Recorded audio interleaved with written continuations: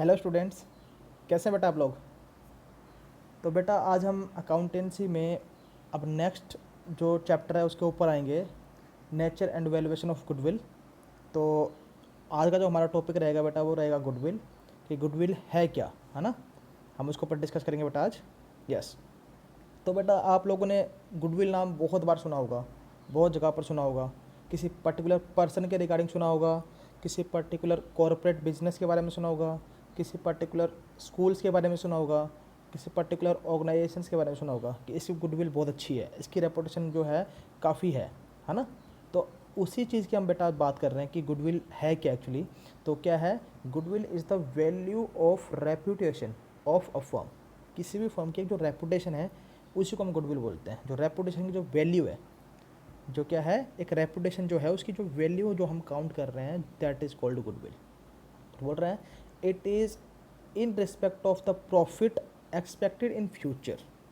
क्या है ये, कि ये बोल रहा है कि इन ये जो गुडविल का वर्ड यूज़ किया गया है किसके संदर्भ में किया है, इन केस ऑफ प्रॉफिट, कि एक्सपेक्टेड इन फ्यूचर, जो इन फ्यूचर होगा, किसके बेस पर, अब किस तरीके से, over and above the normal profits.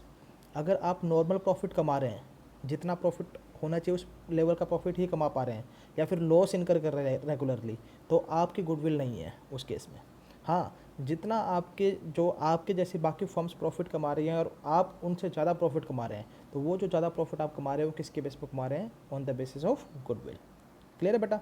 तो बोल रहा है over a period of time a well established business develops an advantage of good name, reputation and wide business connections which helps the business to earn more profit.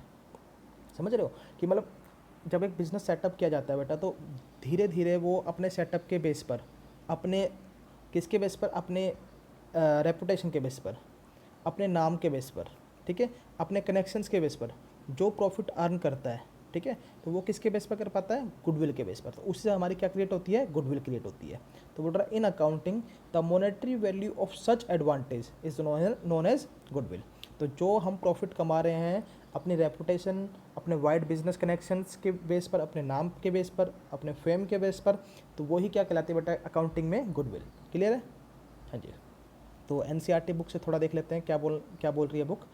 Goodwill is also one of the special aspect of partnership account which requires adjustment at the time of reconstitution of firm. जो goodwill है बेटा उसकी requirement पड़ती है partnership firm में, और किस किस टाइम पे पड़ती है, जब हम फर्म को रिकॉन्स्टिट्यूट करते हैं। अब रिकॉन्स्टिट्यूट करने का मतलब यहाँ पर क्या क्या हो सकता है कि जो पार्टनर्स हैं उनके जो प्रॉफिट शेयरिंग रेशियो हैं वो चेंज हो रहे हों, ठीक है, या फिर कोई नया पार्टनर एक फर्म के अंदर एंटर कर रहा हो, या फिर कोई पुराना पार्टनर रिटायर कर रहा हो, या फिर किसी पार्टनर की डेथ हो जाती है। तो इन सभी केसेस में हमें एक एडजस्टमेंट करनी पड़ती है गुडविल की, ठीक है। तो हम मीनिंग की बात करते हैं गुडविल की, तो over a period of time, जो बेटा हमने पीछे पढ़ा सेम वही चीज़ बोल रहा है कि well established business develop an advantage of good name, reputation, wide business connections. This helps business to earn more profit as compare to a newly setup of business. अब देखो जो न्यूली सेटअप बिजनेस होंगे उनको हम compare करें जो एक पुराने बिजनेस से, तो कुछ तो डिफरेंस देखने को मिलेगा ना बेटा। अब आपके लोकेलिटी का एग्जांपल ले लीजिए। आपके लोकेलिटी में बहुत पुरानी किसी कोई दुकान है, राशन पानी की दुकान है, आप मतलब मैक्सिमम लोग वहीं से राशन पानी लेते हैं, ठीक है, वहीं पर जाते हैं, वहीं से राशन का सामान जो भी होता है वहाँ से उठाते हैं मैक्सिमम लोग। क्यों? क्योंकि वो बहुत ओल्ड है, बहुत एस्टेब्लिश्ड है, वो उसका जो कस्टमर है उनसे बिहेवियर अच्छा है, ठीक है, वो उधार पर सामान दे देता है, ठीक है, उसकी रेपुटेशन अच्छी है। तो मतलब उन सभी के बेस पर क्या हो रहा है कि उसकी गुडविल इतनी अच्छी बन चुकी है कि अगर उस एरिया में कोई नई फर्म आती है, नई कोई राशन की दुकान खोली आती है, तो आप ये नहीं देखेंगे कि ये दुकान नई है तो इसकी तरफ भाग जाए, नहीं, आपका जो बेस रहेगा वो पुरानी दुकान ही रहेगी। क्यों? क्योंकि उसकी गुडविल आपके माइंड में बन चुकी है कि हाँ हम इनसे सामान लेते हैं, हमारी इनसे बॉन्डिंग अच्छी है, तो वो चीज़ यहाँ पर बेटा काम आती है, ठीक है। In accounting the monetary value of such advantage is known as goodwill. हम पीछे पढ़ चुके हैं बेटा, ठीक है। It is regarded as a intangible asset. ये हमारे लिए क्या होता है, गुडविल एक इनटेंजिबल एसेट है बेटा, ध्यान रखना चीज़ को, क्या है हमारे लिए, इनटेंजिबल एसेट। तो in other words goodwill is the value of the reputation of a firm in respect of the profit expected in the future over and above the normal profits, ठीक है। जो हम पीछे पढ़ के आए थे बेटा वही सेम पॉइंट जो है यहाँ पर निकल के आ रहा है। It is generally observed that when a person pay for goodwill, जब पर्सन कोई गुडविल के लिए पे करता है तो ही और शी पे फॉर समथिंग, ठीक है, which place him in the posting of being able to earn super profit. तो जब कोई पर्सन पे करता है तो वो किसके बेस किस चीज़ के लिए पे करता है, जब एक्स्ट्रा पे कर रहा है तो ताकि उसको सुपर प्रॉफिट अर्न करने में हेल्प हो सके as compare to the profit earn by other firms in the same industries. But in simple words, goodwill can be defined as the present value of firm's anticipated excess earning। क्या है ये कि present value है एक firm की जो anticipated access earning जो कर रही है, जो एक्सेस अर्निंग जो एक फर्म के थ्रू की जा रही है, that is called goodwill for that firm, ठीक है। और as the capitalized value attached to the differential profit capacity of a business. तो उसकी जो कैपिटलाइज्ड वैल्यू है, ठीक है, उसको हम क्या बोल सकते हैं, गुडविल। दस goodwill exist only when the firm earns super profit. ध्यान रखना बेटा इस चीज़ को कि जो गुडविल है कब एग्जिस्ट करेगी, जब फर्म क्या अर्न कर रही है, super profit. Any firm that earns normal profit और incurring losses has no goodwill. ये मेन पॉइंट है यहाँ पर कि कोई भी फर्म अगर नॉर्मल प्रॉफिट अर्न कर रही है या फिर क्या अर्न कर रही है या इनकर कर रही है लॉसेज को, तो उसकी कोई गुडविल नहीं होगी। गुडविल उसी की होगी जो सुपर प्रॉफिट को अर्न कर रही है। क्लियर है? हाँ जी। तो व्हाट इज गुडविल का दोबारा क्वेश्चन आपके सामने आता है, आप क्या बोलेंगे कि गुडविल क्या है, excess of purchase price over share of net assets, ठीक है। शेयर ऑफ नेट एसेट जो होता है मतलब उसकी जो फेयर वैल्यू है उससे एक्सेस में अगर उसका प्राइस निकल के आता है तो वो एक्सेस प्राइस क्या कहलाएगा बेटा, गुडविल कहलाएगा। तो गुडविल हमें पता है इंटेंजिबल इन नेचर होता है, ठीक है। ये गुडविल हमारे लिए एक रेपुटेशन है, हायर अर्निंग इनकम है, ठीक है। तो गुडविल का देखो नीचे नॉर्मल जो अगर हम अकाउंटिंग फॉर्म में इसको बेस निकालें इसका, तो क्या होता है, जो आपका परचेज प्राइस है उसमें से अगर आप जो फेस वैल्यू है, ठीक है, जो फेयर वैल्यू है उसको या फिर नेट एसेट इसको बोल लीजिए आप, जो एक्वायर कर रहे हैं on the date of purchase, उसको अगर माइनस कर दें किस में से, परचेज प्राइस में से, तो जो बाकी का डिफरेंस बचेगा बेटा वो क्या बचेगा, गुडविल।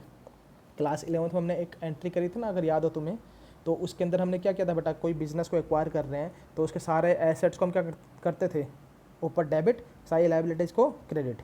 अगर लाइबिलिटी का पार्ट कम पड़ रहा है तो उसको हम किस में शो करते थे, कैपिटल से। अगर एसेट्स का पार्ट कम पड़ता था हम किससे शो करते थे, हम उसको शो करते थे गुडविल से। तो बेटा यहाँ पर वही चीज़ है ये। हाँ जी। तो अब बात करते हैं टाइप्स ऑफ गुडविल की। तो गुडविल, हालांकि गुडविल को हम बहुत तरीके से डिवाइड कर सकते हैं, ठीक है। कई जो ऑथर्स हैं उन्होंने गुडविल को rat goodwill, dog goodwill, cat goodwill के बेस पे उसको डिफ्रेंशिएट किया है अलग अलग तरीके से। लेकिन जो मेन दो टाइप हैं जो हमें पढ़ने बेटा वो कौन कौन से हैं, परचेस्ड गुडविल और नॉन परचेस्ड गुडविल, या फिर बोल दो इनहेरेंट गुडविल, ठीक है बेटा। तो परचेस्ड गुडविल देखो नाम से पता चल रहा है कि वो गुडविल जो आपने एक्वायर की है, जो आपने परचेज की है, ठीक है। परचेज करने का मतलब क्या है कि मान लो आप कोई बिज़नेस परचेज कर रहे हैं बेटा, तो अगर आप कोई बिज़नेस परचेज कर रहे हैं तो उस टाइम पर आप जो भी इन कंसिडरेशन आप दे रहे हैं, ठीक है, तो उसमें हम चेकआउट करेंगे कि जो आपके बिज़नेस की जो फेयर वैल्यू थी, ठीक है, उससे आपका जो परचेज कंसिडरेशन है कितना एक्सेस है, जो एक्सेस होगा दैट इज कॉल्ड गुडविल, है ना। तो purchase goodwill arise when a business concern is purchased and the purchase consideration paid exceed the fair value. Again देखो वही पॉइंट, जो परचेज कंसिडरेशन है exceed the fair value of the separable net assets acquired. जो net assets उन्होंने acquire किए हैं उनसे अगर उनके परचेज कंसिडरेशन एक्सेस में जाती है तो वो उसके लिए क्या कहलाएगी, गुडविल कहलाएगी बेटा, ठीक है। और जो भी ये गुडविल होगी इसको हम कहाँ शो करेंगे, asset side of the balance sheet. Clear है? अब जो नॉन परचेज गुडविल है वो क्या होती है, जिसको हम बोल देते हैं इनहेरेंट गुडविल, मतलब वो गुडविल जो आपने खुद क्रिएट की है। आपका खुद का बिजनेस आपने सेटअप किया और विद टाइम आपने क्या किया, गुडविल को क्या किया, एक्वायर किया। एक्वायर मतलब कि खुद से प्रिपेयर किया, आपने अपनी गुडविल खुद बनाई, ठीक है, वो इनहेरेंट है। तो बोल रहे हैं inherent goodwill is the value of business in excess of fair value of its separable net assets, अपने खुद के नेट एसेट से, ना कि एक्वायर वाले, ठीक है। ऊपर क्या था, जो नेट एसेट्स एक्वायर किए, लेकिन यहाँ पर जो खुद के नेट एसेट्स है उनसे बात कर रही। It refers to an internally generated goodwill, ये इंटरनली होती है, जो बिजनेस की खुद की अपनी गुडविल होती है जो खुद से जनरेट की होती है। And it arises over a period of time due to good reputation of the business. और ये विद टाइम आता है, ये नहीं कि आज आपने बिजनेस ओपन किया 1-2 महीने बाद आपकी गुडविल क्रिएट हो जाए। विद टाइम इसमें 1 साल 2 साल 3 साल मतलब जितने साल आपके बिजनेस के बढ़ते जाएंगे, आपका बिजनेस उतना स्मूथली रन कर रहा है, इसका मतलब आपकी गुडविल क्रिएट हो रही है। क्लियर है बेटा? द वैल्यू ऑफ गुडविल में भी पॉजिटिव और नेगेटिव। अब ध्यान रखना है चीज़ का, जो गुडविल की वैल्यू नेगेटिव भी जा सकती है और पॉजिटिव भी जा सकती है, ठीक है ना। अब पॉजिटिव का मतलब क्या है कि आपकी रेपुटेशन काफ़ी अच्छी बन चुकी है, नेगेटिव मतलब कि आपकी रेपुटेशन जो है वो डाउन चलेगी, तो वो नेगेटिव में चला जाएगा, ठीक है। मतलब जो परचेज कंसिडरेशन आपका कम पड़ रहा है एज़ कम्पेयर टू नेट जो आपके एसेट्स हैं उनसे, ठीक है। हाँ जी, तो यही बेटा हमने इसमें देखा कि अगर नेगेटिव हो रही है इसका मतलब क्या है, the value of business is less than the value of its net assets, तो वो चीज़ यहाँ पे बोल रहा है। तो ये हमारे टाइप्स ऑफ गुडविल थे बेटा। अब एक क्वेश्चन अराइज होता है, वाई डज द बायर पे, वाई डज द बायर पे। जो बायर है वो जब कोई बिज़नेस को ख़रीदता है तो जितने का वो बिज़नेस है उससे ज़्यादा पैसे देने को तैयार क्यों हो जाता है, उसका रीज़न क्या है? क्या रीज़न हो सकता है? Due to strong brand name, या तो जिसको परचेज कर रहा है उसका ब्रांड नेम बहुत स्ट्रॉन्ग है इसलिए। Due to good customer relation, कि जो बिज़नेस को परचेज कर रहा है उस बिज़नेस का जो कस्टमर से रिलेशन है वो ऑलरेडी बहुत अच्छा है, तो उनको ज़्यादा मेहनत नहीं करनी पड़ेगी, ठीक है। ड्यू टू गुड रेपुटेशन, मतलब जो भी नेगेटिव पॉजिटिव पॉइंट है बेटा यहाँ पर सारे आ जाएंगे, ठीक है। वेल नोन प्रोडक्ट्स अगर प्रोड्यूस किए जा रहे हैं रेगुलरली तो वो भी इसका एक पॉजिटिव पॉइंट बनेगा। पेटेंट्स हैं, कोई कॉपीराइट्स हैं तो उसके बेस पर कोई आ रहा है तो वो भी आपका मतलब इसकी बेस पर भी आपकी गुडविल जो है क्रिएट होगी और जो बायर है वो ज़्यादा प्राइस देने को तैयार हो जाएगा। कोई एक्सपीरियंस्ड एंड एफिशिएंट एम्प्लॉयज़ और मैनेजमेंट टीम आपकी अच्छी है तो भी, ठीक है। Good relation with suppliers, suppliers आपका रिलेशन गुड बहुत अच्छे हैं, तो उस केस में भी क्या आप कर सकते हैं कि जो आपका प्राइस है बिज़नेस का उससे ज़्यादा आप पे करने को रेडी हो जाते हैं, क्योंकि आपको पता है कि ये जो सारे पॉइंट है ये हमें क्रिएट नहीं करने पड़ेंगे, ये हमें ऑलरेडी मिलेंगे, ठीक है। और इनके मिलने से हमें डायरेक्टली बेनिफिट होगा, हमारा जो फर्म है उसको एक जो स्टेबिलिटी है वो एडवांस में मिल जाएगी, ठीक है। इन फ्यूचर वो अच्छा ग्रो कर सकती है। यस, हाँ जी। अब बात करते हैं कि वो कौन कौन से फैक्टर हैं जो गुडविल को अफेक्ट करते हैं, ठीक है। ऐसे क्या क्या कारण हैं जिनसे आपकी गुडविल जो है, आपकी रेपुटेशन है वो डाउन जा सकती है और एनहांस हो सकती है, अप जा सकती है, ठीक है बेटा। तो पहला जो फैक्टर आ रहा है that is location of business. क्या है? Location of business. अब ये बेटा बहुत बड़ा फैक्टर है एक तरफ से आपकी गुडविल को क्रिएट करने का, कि आपका जहाँ पर बिजनेस है, जहाँ पर बिजनेस की लोकेशन है, ठीक है, क्या उसकी रिक्वायरमेंट उस पर्टिकुलर जगह पर है कि नहीं है, ठीक है। अब सोच एक एग्जांपल लेके चलते हैं कि दो दुकानें सेम चीज़ में डील करती हैं, पर एक दुकान क्या पर्टिकुलर मार्केट एरिया में है, एक दुकान बिल्कुल कई सारे घर हैं उनके बीचों बीच जा कर के है, ठीक है। तो होगा क्या, जो मार्केट प्लेस है वहाँ पर लोग जो है ज़्यादा आना जाना ज़्यादा लगा रहेगा, तो लोग उनसे ज़्यादा परचेज़ करेंगे, तो वहाँ की मार्केट प्लेस की वजह से उनका क्या हुआ, उनकी लोकेशन जो है अच्छी है, इसलिए उनकी गुडविल क्या होगी, इंक्रीज़ कर जाएगी, है ना। तो if it is centrally located, अगर कोई भी आपकी बिजनेस को सेंट्रली लोकेटेड है, किसी सेंटर में है, किसी मतलब एक डायरेक्ट आपके बिजनेस की तरफ अट्रैक्शन जाती है लोगों की, तो आप बोल सकते हैं कि आपकी गुडविल ऑटोमेटिकली इंक्रीज हो सकती है। हाँ जी। Next point is nature of business, कि आप किस टाइप का बिजनेस कर रहे हैं, ठीक है। अगर आप ऐसे गुड्स में डील कर रहे हैं जो कि जिनकी डिमांड स्टेबल रहती है, जिनकी डिमांड क्या रहती है बेटा, स्टेबल, रेगुलर कस्टमर उसको डिमांड करता है, जैसे आपके हमें पिक्चर दिख रही है बेटा क्लॉथ्स की, है ना। अब लेडीज़ क्लॉथ है तो डिमांड तो स्टेबल रहेगी ना इनकी, तो स्टेबल डिमांड है तो कुछ भी हो जाए इनको, जो ये सामान है इसको बिकना ही बिकना है, रेगुलर बेस पे बिकना है, तो इसका मतलब क्या है, तो इसकी गुडविल ऑटोमेटिकली इंक्रीज होती रहेगी, ठीक है ना। ये इंपैक्ट डालती है बेटा कि आपका नेचर ऑफ बिजनेस किस टाइप का है। हाँ जी। Next point very important, efficiency of management. बेटा मैनेजमेंट हम बिजनेस स्टडीज़ में भी पढ़ रहे हैं कि मैनेजमेंट का अपने आप में कितना बड़ा रोल है, किसी भी बिजनेस को अप जाने में और डाउन जाने में मैनेजमेंट का सबसे बड़ा हाथ रहता है बेटा। तो मैनेजमेंट की एफिशिएंसी जितनी अच्छी रहेगी, जितनी एक्यूरेट रहेगी, जितनी गुड रहेगी, ठीक है, उसी बेस पर क्या होगा कि आपकी जो मैनेजमेंट अच्छी होने से जो आपकी गुडविल है वो ऑटोमेटिकली हायर होगी। कैसे हायर होगी? क्योंकि मैनेजमेंट अच्छी है तो टीम वर्क अच्छा होगा, टीम वर्क अच्छा है इसका मतलब आप एफिशिएंसी लेवल पर काम कर रहे हैं, और एफिशिएंसी लेवल पर काम कर रहे हैं मतलब आप प्रॉफिट की तरफ जा रहे हैं, और जितना आप प्रॉफिट गेन कर रहे हैं उतना आपके बिजनेस की गुडविल क्या होगी, क्रिएट होती जाएगी बेटा। यस, टाइम फैक्टर तो बोल रहा है a business concern running profitably for a longer period. कोई ऐसा बिजनेस है जो बहुत लंबे टाइम से चलते आ रहा है और आज भी उसकी एस्टेब्लिशमेंट है, क्यों है? क्योंकि उसकी गुडविल अच्छी बन चुकी है। ऐसे बहुत सारे बिजनेस होते हैं बेटा जो आज ओपन होते हैं, 1 साल बाद ख़त्म भी हो जाते हैं, 2 साल चलेंगे, 3 साल चलेंगे, चौथे साल ख़त्म हो गए। क्यों? उनको प्रॉफिट नहीं मिल पा रहा है, उनके लोगों के अंदर डिमांड नहीं बन पा रही है, ठीक है, सप्लाई नहीं कर पा रहे हैं, मतलब बहुत सारे रीज़न हो सकते हैं। तो गुडविल अगर अच्छी है किसी की पता करनी, तो वो कहाँ से पता कर सकते हैं कि एक पर्टिकुलर बिजनेस जो कितना पुराना है।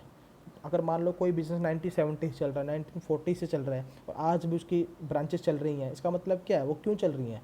कोई पागल तो है नहीं कि भाई अपना बिज़नेस बस ऐसे चला रहा है। अगर उसको प्रॉफिट हो रहा है तभी तो बिज़नेस चला रहा है बेटा वो, और प्रॉफिट हो रहा है तभी बिज़नेस चला रहा है, और इतने लंबे टाइम से प्रॉफिट हो रहा है, इट मीन्स उसकी गुडविल अच्छी बन चुकी है मार्केट के अंदर, ठीक है। तो टाइम फैक्टर बहुत इंपॉर्टेंट है बेटा यहाँ पर। नेक्स्ट पॉइंट इज मार्केट की सिचुएशन क्या है। अगर मार्केट में आपकी मोनोपोली है, जो आप जिस चीज़ में आप डील कर रहे हैं, ठीक है, और उसमें कोई और डील ही ना कर पाए, तो क्या होगा, आपकी गुडविल ऑटोमेटिकली बन जाएगी। या फिर जिसमें आप डील कर रहे हैं उसके लिए कंपटीशन बहुत ज़्यादा नहीं है, उस केस में भी आपकी गुडविल क्या होगी, हायर होगी बेटा। लेकिन हाँ, जहाँ पर बहुत ज़्यादा कंपटीशन होगा वहाँ गुडविल क्रिएट करना बहुत मुश्किल काम हो जाता है, क्योंकि वहाँ कंपटीशन है। अगर थोड़ा सा भी स्लाइटली किसी भी चीज़ में चेंज होता है तो जो कस्टमर है दूसरी चीज़ की तरफ या दूसरे कंपनी की तरफ अट्रैक्ट हो जाते हैं, ठीक है बेटा। तो ये ध्यान रखना कि मार्केट जो सिचुएशन है, अगर उसमें मोनोपोली है और लिमिटेड कंपटीशन है, तो आपकी गुडविल के हाई होने के चांसेस ज़्यादा हो जाते हैं। Yes, special advantage. और स्पेशल एडवांटेज क्या होंगे, जैसे आपके बिजनेस के पास इंपोर्ट लाइसेंस प्रॉपरली है, ठीक है, फॉरेन कोलेबोरेशन मिला हुआ है, पेटेंट राइट है, ट्रेडमार्क राइट है, ठीक है, मतलब ये सारे अगर ये क्या है, एक स्पेशल एडवांटेजेस होते हैं बेटा। अगर ये आपके बिजनेस के पास हैं तो ये आपके बिजनेस की गुडविल को क्रिएट करेंगे, ठीक है। आप कोई भी बिजनेस है अगर उसको पेटेंट मिला हुआ है, पेटेंट राइट है, इसका मतलब कोई और कोई नहीं कर सकता तब तक जब तक वो पेटेंट राइट उसके पास है। इट मीन्स कि वो ही प्रोड्यूस कर रहा है, वो ही उसको बेच रहा है, वो ही उसकी क्या कर उसकी बेस पर अपना नाम कमा रहा है, तो उसकी गुडविल ऑटोमेटिकली क्या होगी बेटा, इंक्रीज करेगी। क्लियर है। तो ये हमारे बेटा फैक्टर्स थे। अब नेक्स्ट क्वेश्चन आता है, need for valuation of goodwill, कि जो गुडविल है उसको वैल्यूएशन करने की ज़रूरत क्या है। अब हमने देखो गुडविल तो बोल दी। अब अकाउंटेंसी बेटा एक ऐसी चीज़ है जिसके अंदर हम किसी भी चीज़ को क्या लेते हैं, मॉनेटरी टर्म में लेके आते हैं। हमने क्लास 11 में पढ़ा ना मनी मेजरमेंट कॉन्सेप्ट। कोई भी चीज़ है उसको मॉनेटरी टर्म्स में ही हमें कंसिडर करना पड़ेगा। गुडविल है, अब मैं एक सामने जो मेरे फार्म है या बिजनेस है, मैं क्या बोलूँगा उसके लिए, नॉर्मल एक लेमैन क्या बोलेगा उसके लिए, यही बोलेगा कि इसकी गुडविल बहुत अच्छी है, ये दुकान बहुत अच्छी चलती है, इसके जो है इस कंपनी के एम्प्लॉयज़ बहुत अच्छे से काम करते हैं, इनकी मैनेजमेंट बहुत अच्छी है। पर इनकी मैनेजमेंट बहुत अच्छी है का मतलब क्या है बेटा, अब अकाउंटेंसी में बहुत अच्छे और बुरे का मतलब कुछ नहीं है। अकाउंटेंसी के अंदर जब तक चीज़ों को मॉनेटरी टर्म में लेकर ना आया जाए तो उसका कोई मतलब नहीं है। गुडविल बहुत अच्छी होने का मतलब क्या है कि किस लेवल तक अच्छी है, कितने रुपए की गुडविल है ना, उसमें हमें प्राइस कंसिडरेशन लेकर आना पड़ेगा। तो यही अकाउंटेंसी का मतलब बेटा एक खेल है कि आप मतलब गुडविल है जो रेपुटेशन है उसको भी काउंट कर देते हैं मनी के अंदर, ठीक है। तो वही पॉइंट हम देखेंगे कि needs for valuation of goodwill की जो क्या क्या ज़रूरत पड़ती है। तो बेटा हमने पहले भी इसको थोड़ा डिस्कस किया था, एक बार दोबारा देखते हैं। बोल रहा है कि change in profit sharing ratio among the existing partner. ध्यान रखना बेटा, जब भी कोई फर्म के अंदर, हम अभी फर्म की बात कर रहे हैं तो हम फर्म को लेकर चलेंगे फिलहाल। तो जब भी कोई फर्म के अंदर क्या होता है बेटा, अगर कोई भी रिकॉन्स्टिट्यूशन किया जाता है, फर्म के अंदर कोई भी बदलाव किया जा रहा है किसी भी तरीके का, तो उस केस में हमें क्या करना पड़ेगा, हमें एक ट्रीटमेंट करनी पड़ेगी गुडविल की, एडजस्टमेंट करनी पड़ेगी गुडविल की। हमने पीछे पढ़ा था इस पॉइंट को, तो वही यहाँ पर आ रहा है कि अगर जो पार्टनर्स हैं उनका पहले प्रॉफिट शेयरिंग रेशो 1:1 था, अब चेंज होकर के 1:2 हो गया है। अगर ऐसी कंडीशन भी आ रही है तब भी आपको गुडविल को वैल्यूएट करना पड़ेगा दोबारा से, ठीक है। अगर कोई नया पार्टनर एडमिट हो रहा है, ठीक है, 3 पार्टनर थे, चौथा पार्टनर एडमिट होने की कोशिश कर रहा है या हो रहा है, हो चुका है, तो उस केस में भी हम क्या करेंगे, गुडविल को वैल्यूएट करेंगे। अब अगला पॉइंट क्या है, रिटायरमेंट ऑफ पार्टनर, कि अगर पार्टनर आपके फर्म से रिटायर हो रहा है, कोई ओल्ड पार्टनर था, ठीक है, जो कि अब पार्टनरशिप को छोड़ना चाहता है, रिटायरमेंट ले रहा है, रिटायरमेंट लेने के बाद क्या होगा, पहले 3 पार्टनर थे, अब एक पार्टनर चला गया तो 2 पार्टनर बचे, तो सब कुछ जो है डिवीजन किसके बीच में होगा, 2 पार्टनर्स के बीच में होगा। तो उसके लिए हमें क्या करना पड़ेगा, गुडविल की वैल्यूएशन करनी पड़ेगी। यस, अगर कोई पार्टनर है उसकी अगर डेथ हो जाती है तो उस केस में भी हमें क्या करना पड़ेगा, गुडविल की वैल्यूएशन करनी पड़ेगी, क्योंकि उस केस में भी बेटा पार्टनर्स हैं वो कम हो जाते हैं, है ना। अब पार्टनर की जब डेथ हो जाती है इसका मतलब क्या हुआ कि अब वो पार्टनर इसमें इन फ्यूचर काम नहीं कर सकता, है ना। काम नहीं करेगा, इट मीन्स पार्टनर्स की वैल्यू जो पार्टनर्स की जो क्वांटिटी थी यहाँ पर कम हो गई है, कम हुई है, इसका मतलब क्या है, कुछ ना कुछ चेंज करना पड़ेगा। तो उस केस में हमें जो गुडविल है उसकी वैल्यूएशन भी करनी पड़ेगी। क्लियर है बेटा। अब डेसोलेशन ऑफ पार्टनरशिप फॉर्म, ठीक है। अब अगर कोई फॉर्म है और डिजोलेशन होता है उसका, अगर हम बोल सकते हैं जो फॉर्म है बिल्कुल बंद ही कर रहे हैं, ठीक है, पार्टनरशिप ख़त्म हो रही है, तो उस केस में भी हमें गुडविल की वैल्यूएशन करनी पड़ेगी ताकि हम उसको डिवाइड कर सकें अमंग द पार्टनर्स, जो भी उनकी क्राइटेरिया होगा उसके बेस पर। अमेलगामेशन, अमेलगामेशन क्या होता है बेटा, जब दो कंपनीज आपस में अमेलगामेट होती हैं, मिलती हैं, जुड़ती हैं एक साथ, दो कंपनी मिलकर के एक कंपनी बन जाती है, ठीक है, तो उसको हम बोल देते हैं अमेलगामेशन। तो उस केस में भी क्या होगा, हमें गुडविल की वैल्यूएशन करनी पड़ेगी, क्योंकि दो कंपनीज आपस में मिल रही हैं, तो उनका दोनों का फैक्टर्स को कंबाइन करके एक नई गुडविल को यहाँ पर वैल्यूएट किया जाएगा। क्लियर है बेटा? हाँ जी। अब नेक्स्ट पार्ट आता है बेटा methods of valuation of goodwill. अभी तक हमने गुडविल का थियोरेटिकल कॉन्सेप्ट पढ़ा। क्या पढ़ा? थियोरेटिकल कॉन्सेप्ट कि गुडविल जो है वो है क्या, गुडविल का मीनिंग क्या है, उसके फीचर्स जैसे कि हमने पढ़े, उसके फैक्टर्स क्या है, ठीक है। फिर उसके बाद हमने पढ़ा कि क्यों क्यों हमें गुडविल की गुडविल को वैल्यूएट करने की इवेलुएट करना पड़ता है, उसकी वैल्यूएशन कब कब करनी है, ठीक है।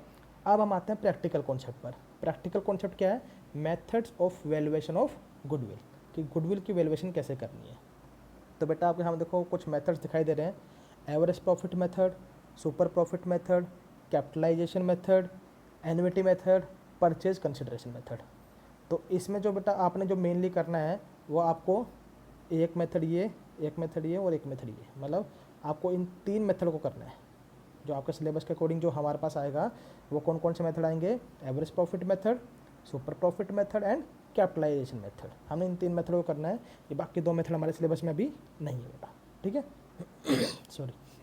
तो अभी जो इस वीडियो में नेक्स्ट जो डिस्कस करेंगे वो होगा अपना एवरेज प्रॉफिट मेथड। हाँ जी।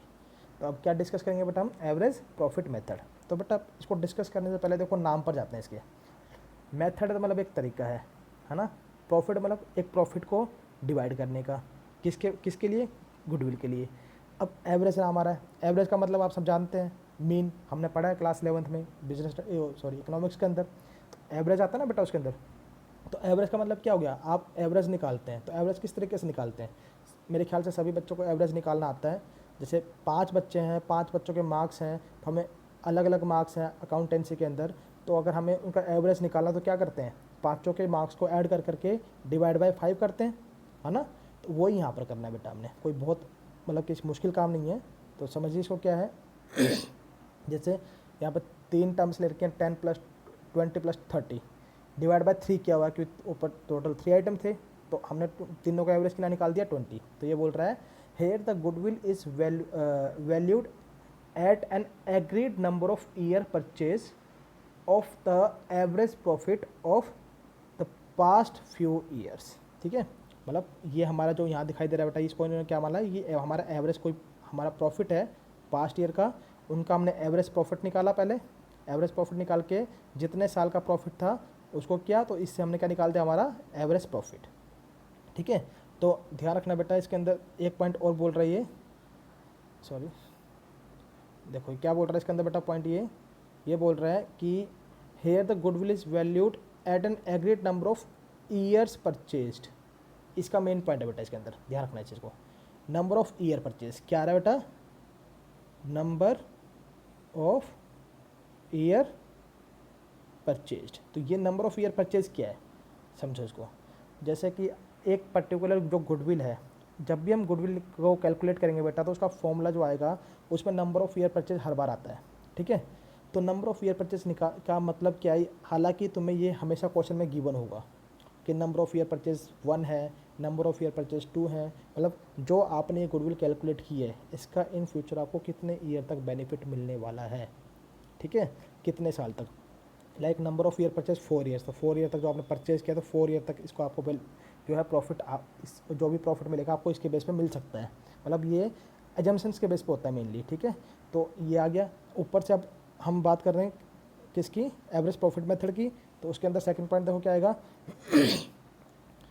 This method is being on the assumption that new business will not be able to earn any profit during first few years of its operation. जिसमें एक assumption लेके चलते हैं मेनली कि जो भी नया बिजनेस यहाँ पर आया है, ठीक है, जिसने इसको एक्वायर किया है, वो कुछ सालों तक, आने वाले कुछ सालों तक प्रॉफिट अर्न नहीं करेगा नॉर्मल, ठीक है।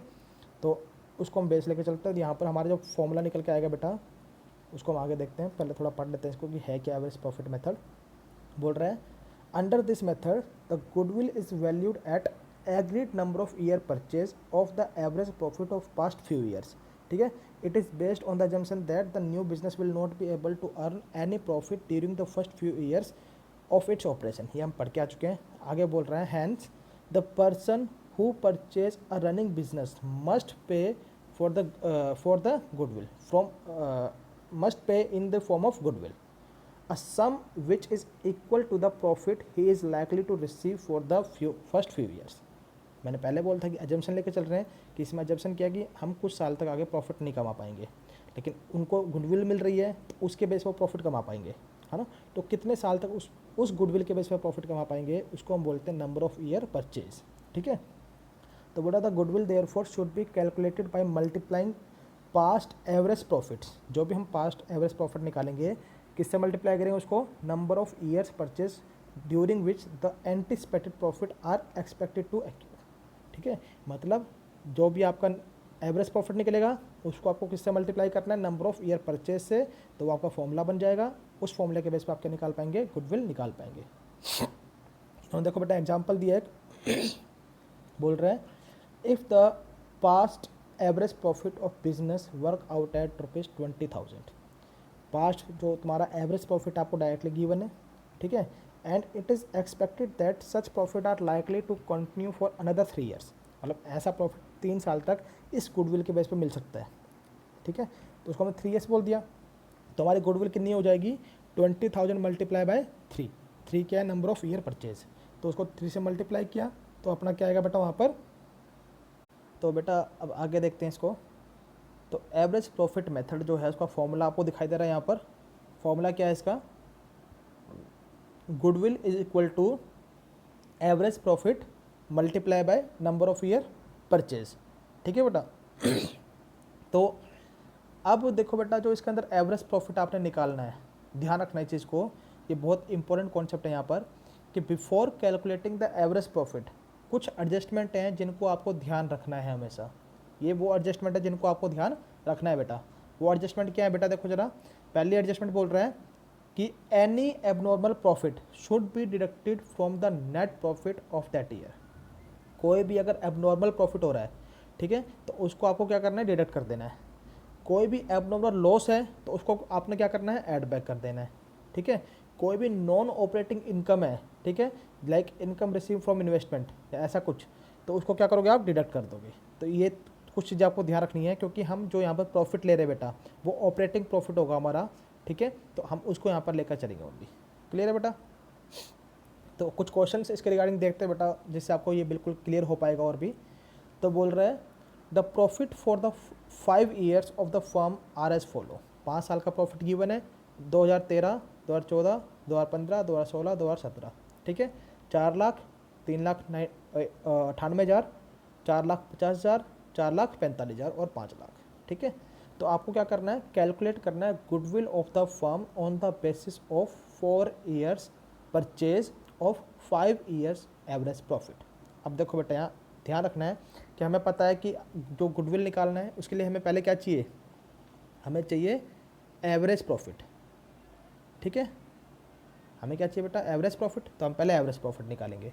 अब एवरेज प्रॉफिट हमने कैसे निकालना है, 5 साल का प्रॉफिट गिवन है, 5 साल का जितना भी प्रॉफिट है उस सबको ऐड कर दो, डिवाइड बाय 5, क्योंकि हमें पता है कि total profit divide by number of years करना होता है। टोटल प्रॉफिट हमारा जो भी होगा उसको ऐड करेंगे 5 साल का, डिवाइड बाय यहाँ पर 5 ईयर्स का था तो हम 5 ईयर मतलब 5 से डिवाइड कर देंगे, तो हमारा एवरेज प्रॉफिट निकल जाएगा। फिर जो भी एवरेज प्रॉफिट निकलेगा उससे हम उस क्या करेंगे, किससे मल्टीप्लाई करेंगे उसको हम, नंबर ऑफ ईयर्स परचेज। ठीक है बेटा, नंबर ऑफ ईयर परचेज, तो हम उससे इसको मल्टीप्लाई कर देंगे। ठीक है, तो आपके सामने देखो यहाँ पर दिखा रहा है। आप पहले तो चेक करो कि यहाँ नंबर ऑफ ईयर परचेज कितना है। बच्चे स्टेटमेंट को समझ के थोड़ा स्टेटमेंट देख के थोड़ा यहाँ पर हो सकता है कि नंबर ऑफ ईयर परचेज को गलत ले लें। तो बोल रहा है calculate goodwill of the firm on the basis of 4 years purchase बोल रहा है और 5 ईयर से बोल रहा है। तो सर इसमें से नंबर ऑफ ईयर परचेज क्या है, 4 ईयर है 5 ईयर, तो इसको ध्यान से पढ़ो बेटा। बोल रहा है on the basis of 4 years purchases of 5 years average profit. तो ये एवरेज जो 5 ईयर का मतलब ये एवरेज प्रॉफिट को बता रहा है, लेकिन नंबर ऑफ ईयर परचेज कितना है इसमें 4 है बेटा, ठीक है। तो अब 5 साल का जो प्रॉफिट देखो आपके सामने दिखाई दे रहा है, 13, 14, 15, 16, 17 जो है उनका प्रॉफिट हमने यहाँ लिखा, जो भी उनका प्रॉफिट था उसको ऐड किया यहाँ पर, तो 21,93,000 आ गया। तो 21,93,000 को हमने डिवाइड किया 5 से, तो हमारे पास कितना आ गया 4,38,600, ठीक है। तो 4,38,600 तो हमारा क्या निकल गया बेटा एवरेज प्रॉफिट। अब एवरेज प्रॉफिट को हम मल्टीप्लाई किससे करेंगे, नंबर ऑफ ईयर परचेज से, और नंबर ऑफ ईयर परचेज कितना हमारा 4, तो 4,38,600 को 4 से मल्टीप्लाई किया तो 17,54,400 की हमारे पास क्या निकल गई, गुडविल निकल गई। तो ये हमारा गुडविल का अमाउंट है बेटा, क्लियर है। तो मेरा बिल्कुल सिंपल क्वेश्चन था आपके सामने ये। हाँ जी, नेक्स्ट पॉइंट देखो बेटा, बोल रहा है Mona, Rina and Sona have been carrying on a partnership business and goodwill of their firm is to be valued at 3 years purchase of the average profit for the last 5 years। तो लास्ट 5 ईयर्स का profit इन्होंने given है। The profit and losses for the first 5 years have been, first year में कितना है 16,000 था, second year में 15,000, third year में कितना है बेटा 8,000। लेकिन ध्यान देंगे बेटा यहाँ पर 8,000 में क्या बोला इसने, यहाँ पर देखो जरा, जो 8,000 है ना जो उसके साथ लिख दिया लॉस। अब क्या करेंगे सर, आपने तो सिर्फ बोलता जो प्रॉफिट उनको ऐड कर देना है, यहाँ पर तो लॉस आ गया है ना। और आगे क्या बोल रहा है, फोर्थ ईयर में 7,000, फिफ्थ ईयर में 10,000 हमें गिवन है। लेकिन जो थर्ड ईयर था सर उसमें तो लॉस आ गया। तो बेटा कुछ घबराने वाली बात नहीं है, यहाँ पर प्रॉफिट है तो ऐड करना है, लॉस है तो लेस करना है। तो सर नीचे डिवाइड किससे करना है, 4 से करेंगे 5 साल से करेंगे, क्योंकि 5 साल का प्रॉफिट बोला उसने, लेकिन 1 साल तो लॉस हुआ है। तो हमें जो तो प्रॉफिट तो ओनली 4 साल के लिए हुआ है, 1 साल तो में लॉस हुआ है ना। तो हम क्या करेंगे 4 से डिवाइड करेंगे क्या, नहीं, हम बिल्कुल 5 से ही डिवाइड करेंगे बेटा, क्योंकि उस लॉस को हमने कंसीडर किया है, हमने उस लॉस को भी माइनस किया है। इसलिए जो हमारा नीचे जो टोटल नंबर ऑफ ईयर्स रहेगा वो 5 ही रहेगा, ठीक है बेटा। तो 5 हमारा नंबर ऑफ ईयर क्या है यहाँ पर, टोटल नंबर ऑफ ईयर्स है, और 4 क्या है यहाँ पर, total number of year purchase हमें क्वेश्चन में गिवन है, ठीक है ना। तो हम क्या करेंगे, पहले जितना भी हमारा प्रॉफिट था उसको हमने ऐड किया, देखो बेटा यहाँ पर देख रहे हैं आप, हाँ जी देखो टोटल प्रॉफिट जितना भी था उसको हमने ऐड किया। इसके अंदर देखेंगे आप जो 8 जा रहा है उसको इन्होंने माइनस किया हुआ है ना, माइनस किया हुआ है। उससे क्या हुआ कि वो हमारा लॉस था ये इंडिकेट हो गया, तो डिवाइड बाय 5 कर दिया। तो जब उसको प्लस करके डिवाइड बाय 5 करेंगे तो आपके सामने 40,000 डिवाइड बाय 5 आएगा, जिसका मतलब 8,000 अपना क्या आ गया बेटा, हमारा 8,000 जो है एवरेज प्रॉफिट आ गया है। क्या आ गया 8,000 अपना, जो 8,000 हमारा क्या ये हमारा एवरेज प्रॉफिट है, ठीक है। अब हमें पता जो एवरेज प्रॉफिट है उसको मल्टीप्लाई किससे करना है, नंबर ऑफ ईयर्स परचेज, ठीक है। तो नंबर ऑफ ईयर परचेज कितना अपना, यहाँ पर देखेंगे क्वेश्चन के अंदर, तो नंबर ऑफ ईयर परचेज देखो बेटा इन्होंने दिया हुआ यहाँ पर, यहाँ देखिए बेटा, firm is to be valued at 3 years purchase, ठीक है। 3 ईयर्स परचेज मतलब कि 3 साल के लिए है, ठीक है ना। देखिए ये वाला पॉइंट जो है 3 ईयर्स, तो हमारा नंबर ऑफ ईयर परचेज में देखिए 3 ईयर्स था, तो हमने 3 से उसको यहाँ पर मल्टीप्लाई कर दिया, तो हमारा आंसर कितना आ जाएगा गुडविल का 24,000, क्लियर है, यस। नेक्स्ट क्वेश्चन देखिए बेटा, नेक्स्ट क्वेश्चन जो है ये सेम उसी तरीके से क्वेश्चन है। बोल रहा है calculate goodwill from the following information, goodwill is valued at 3 years purchase, 3 years purchase बोल रहा है, ठीक है, ऑफ लास्ट 6 ईयर्स प्रॉफिट, है ना। तो अब 6 ईयर का प्रॉफिट एंड लॉस हमें नीचे देखो डाटा गिवन है, फर्स्ट ईयर में प्रॉफिट है, सेकंड ईयर में प्रॉफिट है, थर्ड ईयर में लॉस है, फोर्थ ईयर में प्रॉफिट है, फिफ्थ ईयर में लॉस है, सिक्स्थ ईयर में प्रॉफिट है। तो कुछ नहीं करना है, प्रॉफिट वाले पार्ट को ऐड करना है, लॉस वाले पार्ट को लेस करना है। तो लॉस 2 बार है, एक बार 10,000 का है, एक बार 30,000 का है, 10 और 30 40। तो टोटल जो बाकी अमाउंट उसको ऐड करेंगे आप, और उसमें से 40,000 को माइनस कर देंगे, तो आपका क्या आ जाएगा, टोटल प्रॉफिट आ जाएगा फॉर 6 ईयर्स, ठीक है। उसको डिवाइड करना आपने 6 से, तो आपका क्या आएगा, एवरेज प्रॉफिट आ जाएगा। देखो बेटा यहाँ इन्होंने क्या हुआ है ना, ये देखिए यहाँ पर टोटल प्रॉफिट में देखो जरा, इन्होंने वो माइनस किया हुआ है, ठीक है, और बाकी सबको इन्होंने ऐड किया हुआ है। तो आपने डिवाइड किया तो आपके सामने 95,000 आ गया। अब उसको डिवाइड बाय क्या कर दिया है, 6 कर दिया है, यहाँ पर 3 क्या है, हाँ जी, हाँ वो उन्होंने फर्दर डिवाइड किया इसलिए वो ऐसे दिखा रहा है। तो डिवाइड बाय 6 करना बेटा उसको, ठीक है, हाँ। तो डिवाइड बाय 6 कर दिया, उसके बाद आपने क्या करना है बेटा आगे, आपने क्या करना है उसमें, नंबर ऑफ ईयर परचेज आपका 3 है, तो 3 से आप उसको मल्टीप्लाई कर देंगे, तो आपका जो आंसर आएगा बेटा गुडविल का वो क्या आएगा, 95,000। क्लियर है? हाँ जी, तो ये क्वेश्चन देख लिया। अब थोड़ा अलग टाइप का क्वेश्चन देखते हैं बेटा, जिसके अंदर कुछ एडजस्टमेंट आएंगी। अभी तक जो क्वेश्चन थे बिल्कुल सिंपल क्वेश्चन थे, जिनके अंदर कोई भी एडजस्टमेंट नहीं थी, सिंपल प्रॉफिट और लॉस गिवन था, उनको सिंपल हमने कुछ नहीं करना, प्लस करना है, ठीक है, डिवाइड करना है, जितना भी नंबर ऑफ ईयर्स है हमें गिवन है, जो भी हमारा आंसर आएगा एवरेज प्रॉफिट का, उसके अंदर मल्टीप्लाई करना है नंबर ऑफ ईयर परचेज, हमारे पास गुडविल निकल जाएगी। लेकिन अब जो हमारे सामने जो क्वेश्चन है बेटा वो थोड़ा अलग है, उसके अंदर जो हमारे पास प्रॉफिट गिवन है वो विद एडजस्टमेंट गिवन है, कुछ एडजस्टमेंट कुछ करनी है, कुछ या फिर ना, क्या तो हो चुकी हैं या नहीं हुई हैं, तो हमें उनको थोड़ा कंसिडर करना है बेटा यहाँ पर। तो क्वेश्चन देखो क्या है बेटा यहाँ पर, दिव्या परचेज ज्योतिष business with effect from 1 April 2019। 1 April 2019 को दिव्या ने ज्योति का बिजनेस परचेज किया है।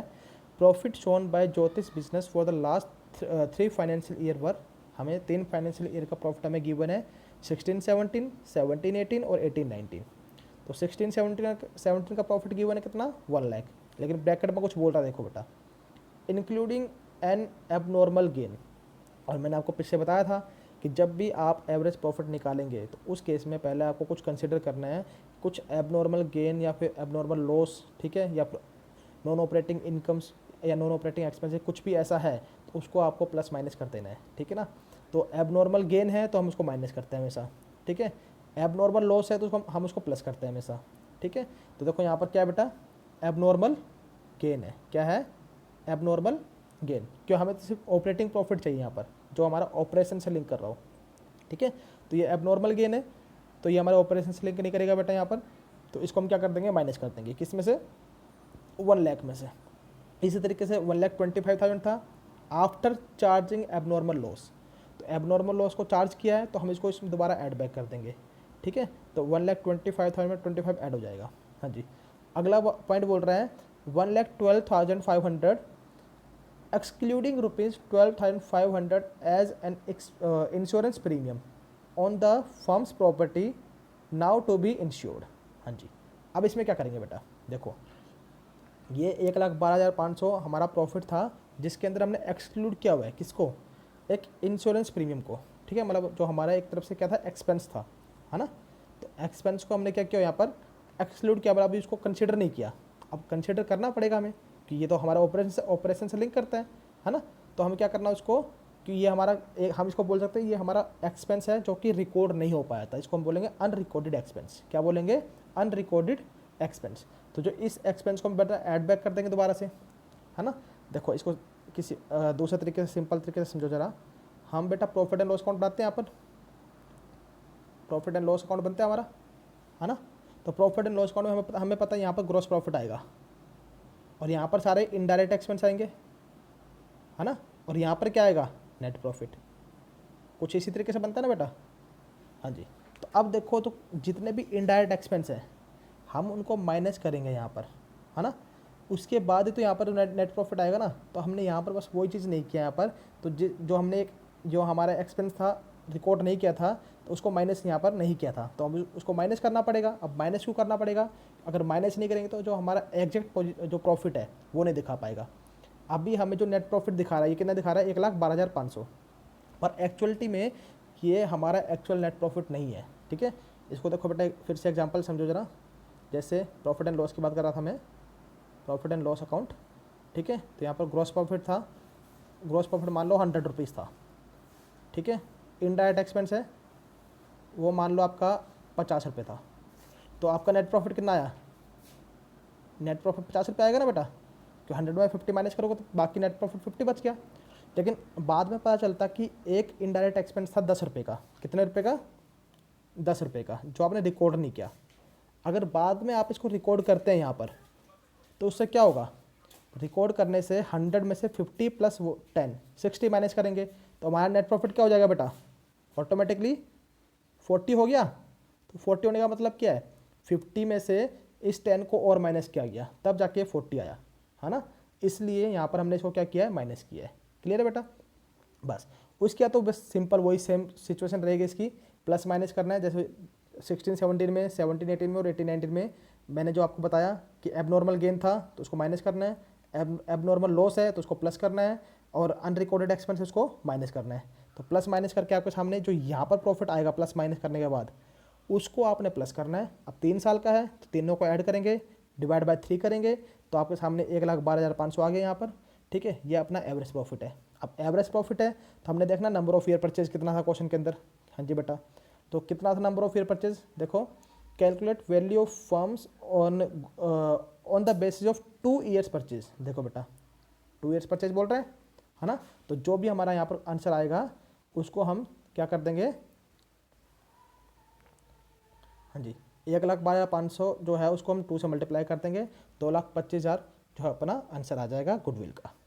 क्लियर है। तो ये बेटा वो क्वेश्चन था जिसमें एडजस्टमेंट भी कुछ आ गई आपके सामने। हाँ जी, तो एक क्वेश्चन और है उसी तरीके से, तो उसको भी आप देख लीजिए बेटा। हाँ जी, ये देखिए यहाँ पर बोल रहा है Bharat and Bhushan are partners sharing profit in the ratio of 3:2। 2 partner है, 3:2 रेशियो में प्रॉफिट डिवाइड कर रहे हैं। They decide to admit Manu as a partner from 1 April 2019 on the following terms. Terms क्या क्या है, Manu will be given 2/5 share of profit.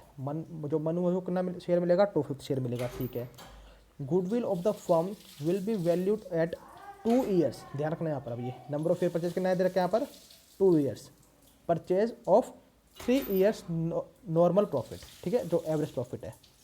हाँ जी, तो प्रॉफिट यहाँ पे गिवन है, प्रॉफिट 30,000 है after deducting loss of stock by fire. ठीक है ना, अब लॉस ऑफ स्टॉक है ना, उसको लेकर चलेंगे। तो मुझे पता है ये हमारा क्या है, एबनॉर्मल लॉस है। Loss by fire regular basis पे तो नहीं होता बेटा, तो ये हमारे लिए एबनॉर्मल लॉस है। और एबनॉर्मल लॉस जो भी होगा हम उसको क्या करते हैं, उसको हम ऐड कर देते हैं। तो इसको हम क्या कर देंगे, ऐड कर देंगे बेटा। क्लियर है। हाँ जी, अगला पॉइंट क्या रहा हमारा कि 2018 में बोल रहा है लॉस था 80,000 का। ध्यान देना यहाँ पर ऑलरेडी क्या बोल रही है, लॉस है, प्रॉफिट नहीं है। Includes voluntary retirement compensation paid. अब वॉलेंट्री रिटायरमेंट कंपनसेशन है तो हमारे लिए एक एक्सपेंस है ये। ठीक है, इंक्लूड कर रहा है वॉलेंट्री रिटायरमेंट कंपनसेशन को। तो ये जो बेटा कंपनसेशन दे रहा है, जो फॉर्म अगर कंपनसेशन देगी तो उससे उसका प्रॉफिट क्या होगा, कम हो रहा है ना, तो इसको इसने इंक्लूड किया हुआ है। तो हम इसको क्या कर देंगे कि हमारे लिए भी एक्सपेंस हो गया। अब जो एबनॉर्मल हमारे लिए एक तरफ से, क्योंकि वॉलेंट्री रिटायरमेंट है वो रेगुलर बेसिस पर नहीं दी जाती है, तो ये हमारे लिए क्या हो गया, एबनॉर्मल लॉस है एक तरफ से। तो एबनॉर्मल लॉस है तो हम इसको भी क्या कर देंगे बेटा, ऐड कर देंगे। तो हमने उसको भी ऐड किया था और इसको भी हम क्या कर देंगे, ऐड कर देंगे। फिर बोल रहा है 2017 में प्रॉफिट है 1,10,000 का। इसमें बोल रहा है इंक्लूडिंग अ गेन जो कि प्रॉफिट है of ₹30,000 on the sale of fixed assets. अब 30,000 जो सेल ऑफ फिक्स्ड एसेट्स है तो ये हमारे लिए एबनॉर्मल प्रॉफिट है या फिर एबनॉर्मल गेन है। और एबनॉर्मल गेन है इसका मतलब क्या होगा बेटा, हम इसको क्या कर देंगे, माइनस कर देंगे। तो कुछ नहीं करना आपने, इसको देखो इन्होंने वही चीज़ की जो पिछले क्वेश्चन में की थी, पर इस बार तो एक पर्टिकुलर फॉर्मेट में कर दिया। तो ये फॉर्मेट आप देख रहे हैं बेटा, बहुत अच्छा फॉर्मेट है, इस तरीके से आप कर सकते हैं। सबसे पहले आप लिख लेंगे यहाँ पर ईयर्स, किस किस ईयर की बात कर रहा है, फिर जो आपको प्रॉफिट एक्चुअल में गिवन है वो, फिर जो भी आगे ट्रांजैक्शन होगी, अगर एबनॉर्मल लॉस है सबको प्लस कर देना है। ठीक है, अगर एबनॉर्मल गेन है सबको माइनस कर देना है। ठीक है, और यहाँ पर जो भी अमाउंट हो उसका अमाउंट यहाँ पर लिख देंगे हम। उसके बाद प्लस माइनस करने के बाद यहाँ पर जो भी आएगा वो अपना प्रॉफिट आ जाएगा। तो उस प्रॉफिट को ऐड कर लेना, 1,80,000 आ गया, टोटल प्रॉफिट आ गया, डिवाइड बाय 3 करना पड़ेगा, है ना। तो डिवाइड बाय 3 करेंगे तो 60,000 यहाँ पर आ गया। 60,000 था। अब नंबर ऑफ ईयर परचेज हमें गिवन है कितना है, 2 ईयर्स का था। तो 60,000 को 2 से मल्टीप्लाई कर देंगे तो कितना आ गया अपने पास, 1,20,000। तो ये हमारा क्या निकल जाएगा बेटा, गुडविल निकल जाएगा एक फॉर्म का। यस, तो बेटा अभी तक हमने बात की एवरेज प्रॉफिट की। तो एवरेज प्रॉफिट का एक थोड़ा सा एक्सटेंशन है, उसको हम बोलते हैं वेटेड एवरेज प्रॉफिट। उसको भी हम डिस्कस कर लेते हैं एक बार कि वेटेड एवरेज प्रॉफिट क्या होता है बेटा। हाँ जी, तो वेटेड एवरेज प्रॉफिट क्या होता है कि ये वो मेथड है जिसके नाम है एवरेज प्रॉफिट का एक्सटेंशन। ये इसके अंदर क्या कर दिया है, बस हमने वेट दे देते हैं अपने तरफ से। ठीक है, वेट क्या होंगे, जैसे 1 2 3 अपने, अगर कुछ भी क्वेश्चन में गिवन है तो ठीक है, क्वेश्चन में गिवन नहीं है तो क्या देंगे हम, वेट अपने आप से दे देंगे, वेट 1 वेट 2 वेट 3। ठीक है, तो देखो यहाँ पर आपको गिवन है ईयर्स, प्रॉफिट गिवन है और वेट आपने दे दिया। तो आपने क्या किया यहाँ पर, here weights are assigned for each years profit. हर ईयर के प्रॉफिट को आप क्या कर देंगे, वेट असाइन कर देंगे। यस, देखो वेट असाइन करने के बाद क्या करेंगे, जैसे ईयर था 10 11 12 13, प्रॉफिट है 10, 15, 20, 25,000। वेट्स देखो टू जो भी ईयर फर्स्ट होगा उसको वेट 1, सेकेंड ईयर को 2, थर्ड ईयर को 3, फोर्थ ईयर को 4, इस तरह का वेट दे देंगे। 1, 2, 3, 4 आपने वेट दिया, ठीक है। अब कुछ नहीं करना, जो आपका प्रॉफिट है उसको जो वेट है उससे मल्टीप्लाई कर दो। क्या करना है? मल्टीप्लाई। तो 10,000 को 1 से मल्टीप्लाई करेंगे 10, 15 को 2 से करेंगे 30, 20 को 3 से करेंगे 60, 25 को 4 से करेंगे 1 लाख, ठीक है। तो जो भी आपका प्रोडक्ट आएगा बेटा यहाँ पर, ठीक है, जो भी आपका प्रोडक्ट आएगा 2 लाख, उसको आप क्या करेंगे यहाँ पर ले लेंगे सबका टोटल को, और डिवाइड किससे करेंगे उसको। अब यहाँ पर ये कितना है 1, 2, 3, 4, डिवाइड बाई 4 नहीं करेंगे बेटा, क्योंकि ये वेटेड एवरेज प्रॉफिट मेथड है। तो इसके अंदर जो वेट्स हैं उससे डिवाइड करेंगे इसको। तो वेट टोटल देखो, वेट कितना है 1, 2, 3, 4, इनको टोटल करेंगे तो आगे आप 10 आ जाएगा आपका। तो 2 लाख को 10 से डिवाइड करना है आपको। तो 2 लाख को 10 से डिवाइड किया तो आपका जो भी आंसर आएगा वो आपका क्या आएगा? वेटेड एवरेज प्रॉफिट आएगा। क्या आएगा? Weighted average profit. गुडविल निकालना है तो सेम वही तरीका कि नंबर ऑफ ईयर परचेज से मल्टीप्लाई कर दो। यहाँ पर इन्होंने एज्यूम किया है कि नंबर ऑफ ईयर परचेज कितना है 3 ईयर्स है, 3 ईयर्स उसको मल्टीप्लाई कर दिया। क्लियर है बेटा? हाँ जी। तो इसमें देखो क्या क्या स्टेप्स आए थे। पहले तो असाइन करना weights for each year like 1 to 3, find the product, weight को प्रॉफिट से मल्टीप्लाई करना है, find the total of product, जो भी आपका प्रोडक्ट से जो मल्टीप्लाई करके वेट को जो प्रॉफिट आएगा उसका टोटलिंग कर लेनी है, डिवाइड कर देना है टोटल वेट से जितना आपका टोटल वेट बनेगा, फिर लास्ट में क्या करना है मल्टीप्लाई कर देना उसको, जो भी आपका वेटेड एवरेज प्रॉफिट आएगा उसको मल्टीप्लाई कर दोगे आप नंबर ऑफ ईयर परचेज से। तो इस तरीके से आपका वेटेड एवरेज प्रॉफिट मेथड जो है वो कंप्लीट हो जाएगा। ठीक है, तो इसका भी एक क्वेश्चन बेटा हम ले लेते हैं। बोल रहा है calculate goodwill of the firm on the basis of 3 years purchase of weighted average profit of the last four years.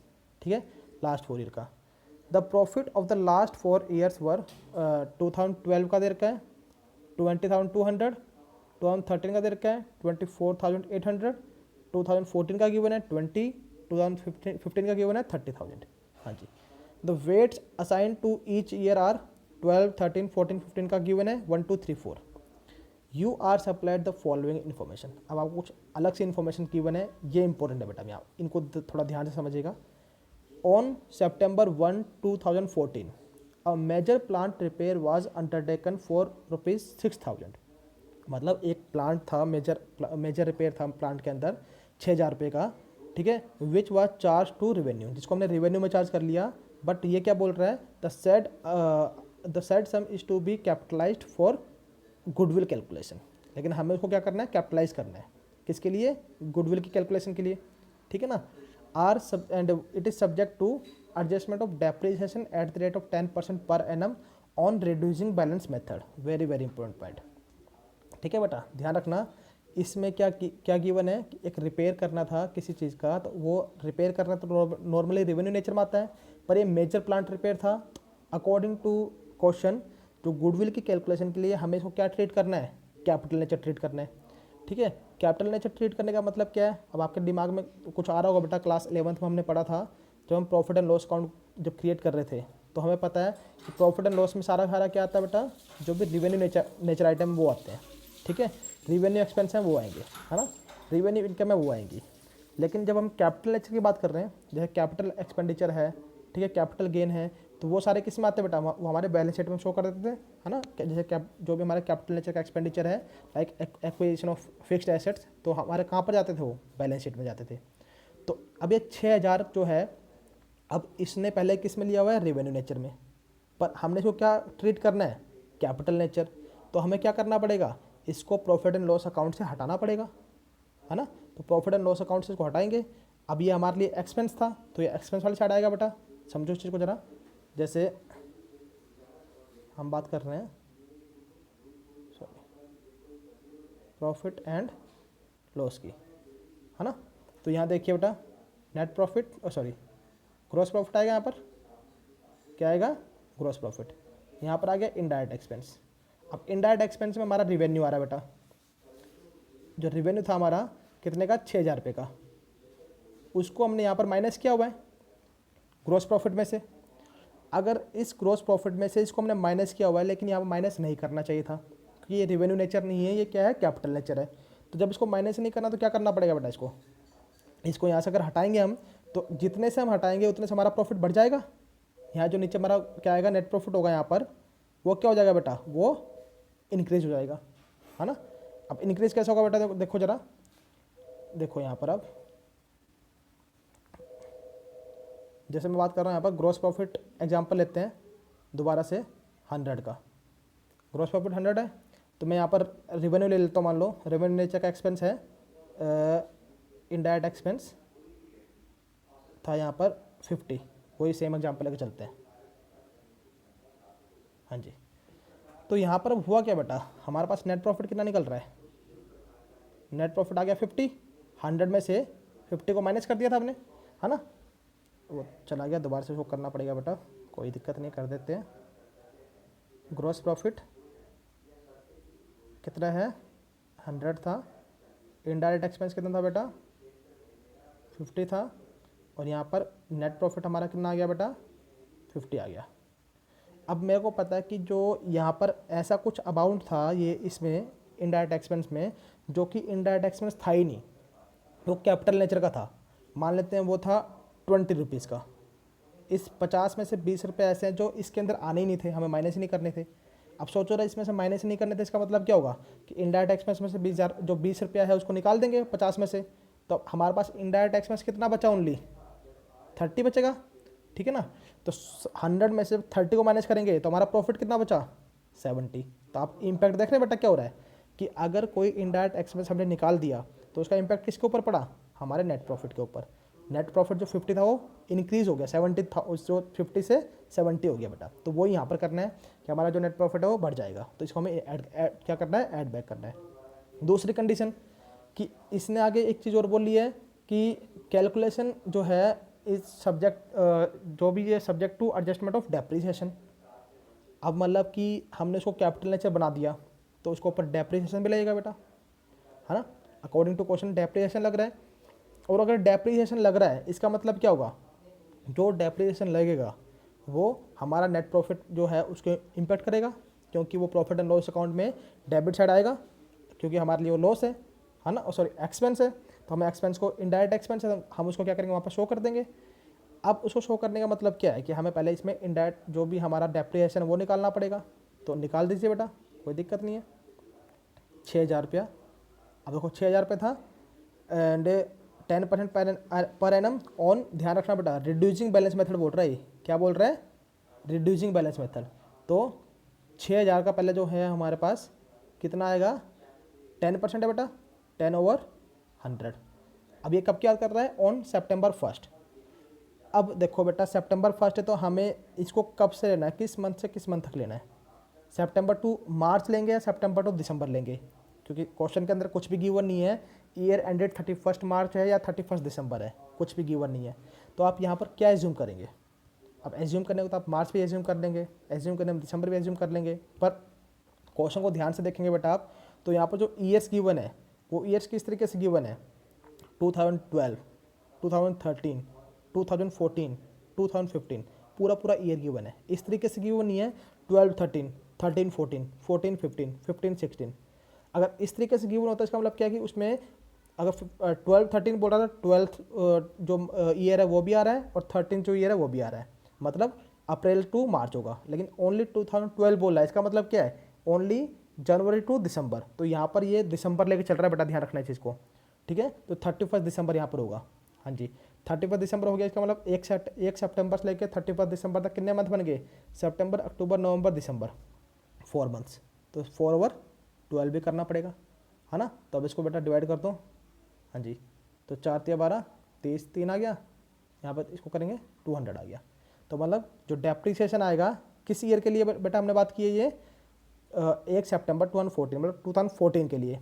अब जो डेप्रीसिएशन है बेटा, अगर ये देखो 2000, ये बात कहाँ तक कर रहा है, 2015 तक बात कर रहा है, और हमारा डेप्रीसिएशन कब लगना स्टार्ट हो गया, 2014 में, किसके ऊपर, 6,000 के ऊपर। तो क्लास 11th में पढ़ा था कि जब तक उसकी वैल्यू कंप्लीटली ख़त्म ना हो जाए हम तब तक उसके ऊपर डेप्रीसिएशन लगाएंगे। इसका मतलब क्या हुआ, 2014 में तो 200 डेप्रीसिएशन लग गया, उसके बाद 2015 में दोबारा से क्या लगेगा, डेप्रीसिएशन लगेगा, दोबारा से क्या लगेगा, डेप्रीसिएशन लगेगा बेटा। तो डेप्रिसिएशन कितने अमाउंट पे लगेगा बेटा, क्योंकि रिड्यूसिंग बैलेंस में तो बोल रहे हैं टोटल 6000 अमाउंट था हमारे पास, जिसमें से 200 रुपया पिछले साल का डेप्रिसिएशन का माइनस हो जाएगा, तो टोटल कितना बचेगा 5800। तो 5800 का कितना निकालेंगे 10/100, ये पूरे साल का निकलेगा, है ना। तो इसको निकाल देंगे बेटा, तो कितना आ गया 580। तो 2014 में जो डेप्रिसिएशन आया वो कितना आया 200, और 2015 में जो डेप्रिसिएशन जो आएगा बेटा उसका अमाउंट कितना आएगा 580। और ये दोनों ही इम्पैक्ट कर रहे हैं प्रॉफिट एंड लॉस अकाउंट को, क्योंकि अगर ये प्रॉफिट एंड लॉस अकाउंट में डेबिट साइड जाएंगे तो इससे हमारा प्रॉफिट क्या होगा बेटा, कम होगा, इसलिए हमें इसको माइनस करना पड़ेगा। जो डेप्रिसिएशन का अमाउंट था उसको हमने क्या किया माइनस, 200 माइनस करेंगे 2014 के जो भी प्रॉफिट से, और 580 जो है उसको कहाँ से माइनस करेंगे 2015 के प्रॉफिट से, और जो 6000 था उसको हम कहाँ ऐड करेंगे, कहाँ पर, जो 2014 का जो हमारा प्रॉफिट था उसमें। हाँ जी, नेक्स्ट पॉइंट बोल रहा है closing stock of the firm. अब पहले इसको देख, जो फर्स्ट पॉइंट है बेटा उसको पहले हम चेक कर लेते हैं यहाँ पर, जो इन्होंने सोल्यूशन दिया है। हाँ जी, यहाँ देखिए बेटा, यहाँ हमें सोल्यूशन दिया हुआ है। सोल्यूशन में क्या बोल रहा है कि कैलकुलेशन ऑफ एडजस्टेबल प्रॉफिट 12, 13, 14, 15, 4 साल थे, चारों साल का जो गिवन प्रॉफिट है पहले हमने वो ले लिया, ठीक है। अभी जो मैनेजमेंट कॉस्ट अभी बाद में पढ़ेंगे, पहले हम देखते हैं किसकी बात कर रहे थे हम बात कर रहे थे कैपिटल एक्सपेंडिचर वाले पॉइंट की। तो ऐड कर दिया कैपिटल एक्सपेंडिचर को। अब किस ईयर में था वो 2014 में था ना, देखो, तो 2014 में हमने क्या किया 6000 को ऐड कर दिया, वही चीज़ मैंने बोली थी आपको। हाँ जी, फिर आएगा अनप्रोवाइडेड डेप्रिसिएशन। अब जो डेप्रिसिएशन था जो हमने अभी कैलकुलेट किया पीछे, तो 2014 में कितना था 200, 2015 में कितना निकला 580, ये हमने अभी पीछे निकाला था, किस तरीके से निकाला था। इसको हम क्या कर देंगे बेटा माइनस करेंगे, क्योंकि ये डेप्रिसिएशन हमारे प्रॉफिट को कम करेगा। क्लियर है। हाँ जी, अब हमारे पास जो नेक्स्ट पॉइंट आ रहा है वो क्या आ रहा है बेटा, वो आएगा हमारे पास क्लोजिंग स्टॉक और ओपनिंग स्टॉक का। हाँ जी, तो अब हमारे पास ओवर वैल्यूएशन हुआ है किसका, क्लोजिंग स्टॉक का। अब देखो बेटा यहाँ पर क्वेश्चन में आओ, सेकंड पॉइंट बोल रहा है closing stock for the year 2013 was over valued bye ₹2400। पहले इसको आप नॉर्मल एक एग्जांपल से समझते हैं। अब क्लोजिंग स्टॉक कहाँ पर आता है बेटा, किस में आता है पता है ना आपको, क्लोजिंग स्टॉक आता है ट्रेडिंग अकाउंट में। तो हम बनाएंगे यहाँ पर ट्रेडिंग अकाउंट, क्या बनाएंगे ट्रेडिंग अकाउंट। हाँ जी, अब ट्रेडिंग अकाउंट जब बनाएंगे बेटा हमें पता है कि यहाँ पर हमारे पास क्या आता है सेल्स, यहाँ पर क्या आएगा क्लोजिंग स्टॉक, यहाँ पर क्या आएगा ओपनिंग स्टॉक, ठीक है, यहाँ पर परचेजेज और डायरेक्ट एक्सपेंसेस, और यहाँ पर लास्ट में क्या है ग्रॉस प्रॉफिट। ऐसा कुछ बनता है बेटा, है ना। तो सेल्स मान लेते हैं हमारी कितनी थी 100 थी, ठीक है। क्लोजिंग स्टॉक मान लेते हैं हमारे पास कितना था 100, ओपनिंग स्टॉक हम मान लेते हैं 50, टोटल परचेज हुआ हमारा मान लेते हैं हम 100। अब इसमें हमारे पास ग्रॉस प्रॉफिट कितना आया बेटा 100 + 100, 200 में से 150 को माइनस किया तो कितना बच गया 50, कितना बच गया बेटा 50 बच गया। हाँ जी, तो ग्रॉस प्रॉफिट हमारा कितना आ गया 50 आ गया। अब बाद में हमें पता चलता है कि जो क्लोजिंग स्टॉक था यहाँ पर ये ओवर वैल्यूड है 10 रुपये से, कितने से 10 रुपये से। 10 रुपये से ओवर वैल्यूड होने का मतलब क्या है कि जो क्लोजिंग स्टॉक था हमारा वो 90 रुपीज़ होना चाहिए था, पर हमने कितना रुपीज़ कर दिया इसको 100 रुपीज़। तो अच्छा अब चेक कर दिया, अगर ये 90 रुपीज़ होता तब क्या होता, तो यहाँ पर अगर 90 होता, ठीक है बेटा, अगर यहाँ पर 90 होता तो क्या होता बेटा उस केस में, तो 100 + 90 कितना बन रहा है 190, है ना। 190 में से आप 150 माइनस करते, 190 में से आप 150 को माइनस करते तो आपका ग्रॉस प्रॉफिट कितना बचता है, यहाँ पर ग्रॉस प्रॉफिट आपका बचता 40, कितना बचता 40। मतलब क्लोजिंग स्टॉक के ओवर वैल्यूड होने से आपका ग्रॉस प्रॉफिट कम हो रहा है। क्या कम हो रहा है ग्रॉस प्रॉफिट, और अगर जितना ग्रॉस प्रॉफिट कम होगा उसका डायरेक्टली इम्पैक्ट आपका किस पे पड़ेगा नेट प्रॉफिट पर, ठीक है ना। अब अगला पॉइंट देखिए, इसमें मैं बना रहा हूँ प्रॉफिट एंड लॉस अकाउंट। हाँ जी, इसमें यहाँ पर ग्रॉस प्रॉफिट है हमारा पहले कितना था 50 आया था ना, और यहाँ पर मैं इनडायरेक्ट एक्सपेंस मान लेता हूँ 10, तो हमारा नेट प्रॉफिट कितना आ गया बेटा 50 में से 10 गया 40, है ना। अब मुझे पता है कि मेरा जो और वैल्यूएशन था स्टॉक का कितने रुपए से 10 रुपीज़ से, तो जब मैंने उसको रेक्टिफाई किया तो मेरा ग्रॉस प्रॉफिट ये 50 से कितना हो गया था 40। अगर ये 40 हो गया तो अब पहले जब 50 में से 10 को माइनस किया था हमें अब क्या करना पड़ेगा 40 में से 10 को माइनस करना पड़ेगा। जब 40 में से 10 को माइनस किया तो हमारे पास कितना आया 30। तो देख लो बेटा, जो ओवर वैल्यूएशन ऑफ स्टॉक था, क्लोजिंग स्टॉक, उसका डायरेक्टली इम्पैक्ट किसके ऊपर पड़ा, नेट प्रॉफिट के ऊपर पड़ा।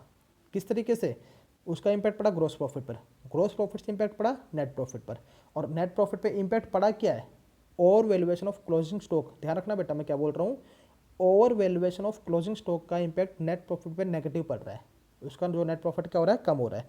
इसलिए ओवर वैल्यूएशन जितने रुपये से होगा, तो यहाँ पर कितने रुपये से ओवर वैल्यूएशन है बेटा, 2400 से, कितने से है 2400 से, ठीक है। तो 2400 से ये बेटा जो ओवर वैल्यूएशन है यहाँ पर, तो ये क्या होगा हमारा, इसको हम माइनस कर देंगे। अब हमें ये भी पता है कि ये किस ईयर का है, ये है 2013 का। तो किसी एक साल का जो क्लोजिंग स्टॉक होता है, वही सेम क्लोजिंग स्टॉक क्या बनता है, नेक्स्ट ईयर का ओपनिंग स्टॉक बनता है। नेक्स्ट ईयर का क्या बनता है बेटा, ओपनिंग स्टॉक। तो अगर ये 2013 में क्लोजिंग स्टॉक ओवर वैल्यूएशन था, तो 2014 के स्टार्टिंग में जो 2400 है, ये क्या रहा होगा, ओपनिंग स्टॉक रहा होगा, है ना। और ओपनिंग स्टॉक क्या रहा है, ओवर वैल्यूड रहा है, वो ओवर वैल्यूड रहा है क्या, ओपनिंग स्टॉक। अब ध्यान रखो बेटा, अगर क्लोजिंग स्टॉक का ओवर वैल्यूएशन नेट प्रॉफिट को डाउन करता है, तो ओपनिंग स्टॉक उसके बिल्कुल अपोजिट साइड में है। जब उसको आप इस तरीके से करके देखेंगे, तो आप चेकआउट कर पाएंगे कि जो ओपनिंग स्टॉक का ओवर वैल्यूएशन है, वो पॉजिटिव इम्पैक्ट डाल रहा है ना, उससे हमारा प्रॉफिट बढ़ेगा, ठीक है ना, उससे हमारा प्रॉफिट क्या होगा, बढ़ेगा, इंक्रीज होगा, क्या, नेट प्रॉफिट। क्योंकि ग्रॉस प्रॉफिट बढ़ेगा, ग्रॉस प्रॉफिट बढ़ता है तो हमारा नेट प्रॉफिट भी इंक्रीज होगा। तो 2013 में जो है इसको माइनस कर देंगे, 2014 में ही हमारा ऐड बैक हो जाएगा, ठीक है ना। To cover management cost and annual charge of rupees 4800 should be made for the purpose of goodwill valuation. अब बोल रहा है कि जो मैनेजमेंट कॉस्ट को कवर करने के लिए हर साल 4800 क्या करना है, हमें क्या करना है, इसको चार्ज करना है as for the purpose of goodwill calculation. तो 4800 जब चार्ज बोल ही रहा हो, तो इसमें कुछ कोई दिक्कत नहीं है, तो इसको हर साल हम क्या कर देंगे, माइनस कर देंगे बेटा। तो आप देखो बेटा, यहाँ पर प्रॉफिट गिवन था सबका, उसमें लेस कर दिया मैनेजमेंट कॉस्ट, हर साल में से 4800 माइनस कर दिया। अगला पॉइंट है, ऐड किया हमने कैपिटल एक्सपेंडिचर वाला पॉइंट, हम कर चुके हैं।